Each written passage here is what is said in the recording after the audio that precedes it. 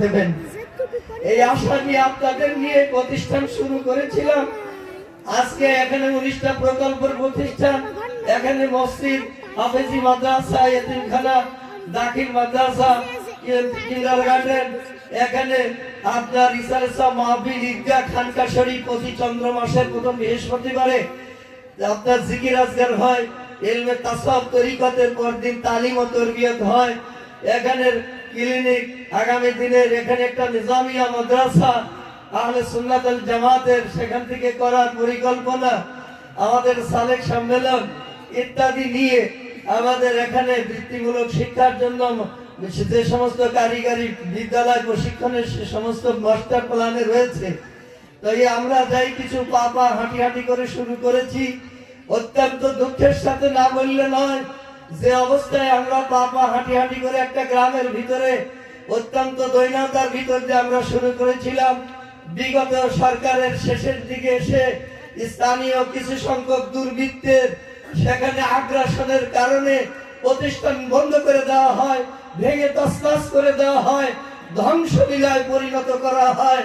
আমাদেরকে মান সম্মানকে হাজারো মিথ্যা অপবাদ এবং সেখানে আপনার বিভিন্ন রকমের যা মানুষের সম্মুখে বললে চোখের পানি থাকে না, সব কিছুই তারা হাজারো অপবাদ দিয়ে মিথ্যা পাচার করে তারা বিভিন্ন মামলা মোকদ্দমা সেখানে বিভিন্ন মিডিয়ার সামনে অপদস্থ করা হয়েছে।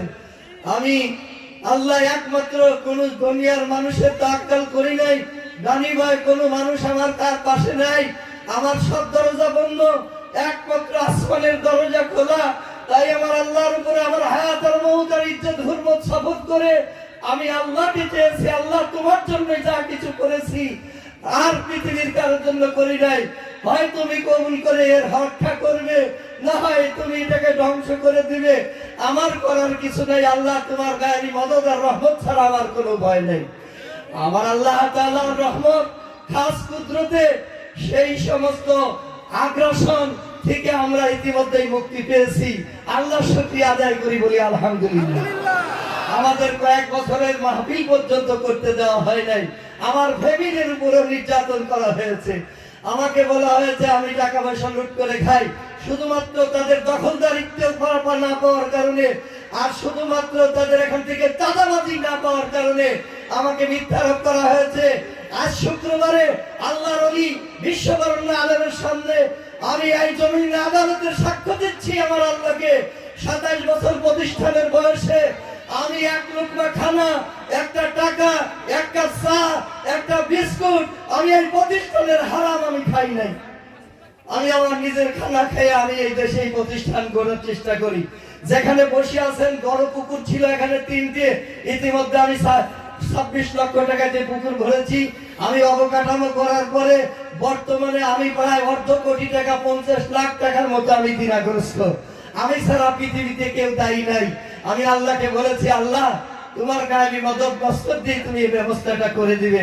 তারপরে মনের বড় সাথ, আমরা আহলে সুন্নাত ওয়াল জামাতের মানুষ, হানাফি মানুষ, আমরা তাসাউফের মানুষ, ফুরফুরা পীর আবু বকর সিদ্দিক আল কুরাইশি রাহমাতুল্লাহ আলাইহির মতো বড় মানুষ। আমরা হলো বাংলা আসামের হাদি আল্লামা শাহ কারামাত আলী রাহমাতুল্লাহ আলাইহির অনুসারী মানুষ।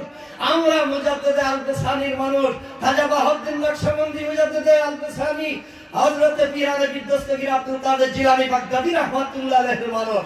সেই মূল পথের উপরে আমরা আছি, আমরা থাকবো ইনশাআল্লাহ। আজকে হাজারো ফিতনা, আজকে ওয়াহাবি, আজকে কাদিয়ানি, আজকে হাজারো 72 ফিরকায়ে বাতিল।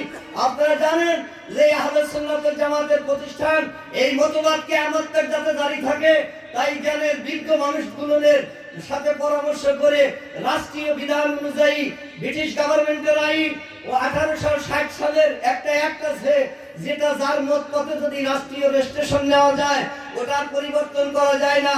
সেইটাকেই আমি করে ইতিমধ্যেই এটাকে ট্রাস্টে রূপান্তর করেছি। এখানে আমার নামে 1% জামা নাই, একটা সুতা পর্যন্ত আমার ছেলে মেয়ের নাম নাই। আমি ব্যবসার জন্য করি নাই, একমাত্র আমার আল্লাহ রাজি খুশি আহলে সুন্নাত ওয়াল জামাতের আকীদার মতবাদ প্রতিষ্ঠার জন্য আমার এই পরিশ্রম। আজকে এই বাংলার জমিনে বর্তমানে সেই আপনার হাদিয়ে বাঙ্গাল হযরত শাহ কারামাত আলী রহমাতুল্লাহ আলাইহি, হযরত ফুরফুরা মুজাদ্দিদ জামান রহমাতুল্লাহ আলাইহির উত্তরসূরিকে আজকে আমরা আমাদের মাঝে পেয়ে আমরা লাখো মুবারকবাদ জানাই ডক্টর আল্লামা মুফতি ইনায়েতুল্লাহ সাহেবকে। আজকে তারই এই প্রতিষ্ঠান, তিনি আমাদের একজন পৃষ্ঠপোষক এবং আগামী দিন তার দিক নির্দেশনা আমরা পাবো। আমরা তার দোয়া কামনা করি। আজকে সেই জন্য আমি আপনাদের খেদমতে আরজ করব, এলাকাবাসী, দেশবাসী, আপনারা সবাই এসে বসুন। আর মেহমানের আর আমরা দীর্ঘায়িত করব না। আর আপনাদের তরফ থেকে প্রতিষ্ঠানের জন্য এখানে এতিমখানা আছে, গরিব প্রতিষ্ঠান জেলাগ্রস্ত আছে, সাধ্য অনুযায়ী আপনারা যে যা পারেন, আপনারা সময় অনুযায়ী হুজুর যদি একটু মেহরবানি করেন, হয়তো আমরা সেখানে বিশাল এই আয়োজনের হয়তো কিছু আমরা সেখান থেকে আপনাদের দ্বারা সহযোগিতা পাবো। আমি আপনাদের আসার কারণে রোদের মধ্যে কষ্ট হচ্ছে, এই কারণে আমি আপনাদের কাছে ক্ষমা প্রার্থী, ত্রুটি বিচ্ছিন্ন মাপ চাই। আমার সাথে দেশের যারা যুবক জওয়ানেরা, বিভিন্ন কমিটির লোক আজকে আয়োজন করেছে, সকলের জন্য আমি দোয়া করি, আপনারা দোয়া করবেন। আল্লাহ যেন আমাদের প্রতিষ্ঠানটাকে কবুল করে নেন, কিয়ামত পর্যন্ত দায়েম কায়েম রাখেন। আজকের মাহফিল হেদায়েতের জন্য কবুল করেন, আখিরাতে যাতে আমরা নাজাতের লাভ করতে পারি। আল্লাহ আমাদের সকলকে তো কবুল করে নেন। ওয়া আখিরু দাওয়ানা আলহামদুলিল্লাহি রাব্বিল আলামিন।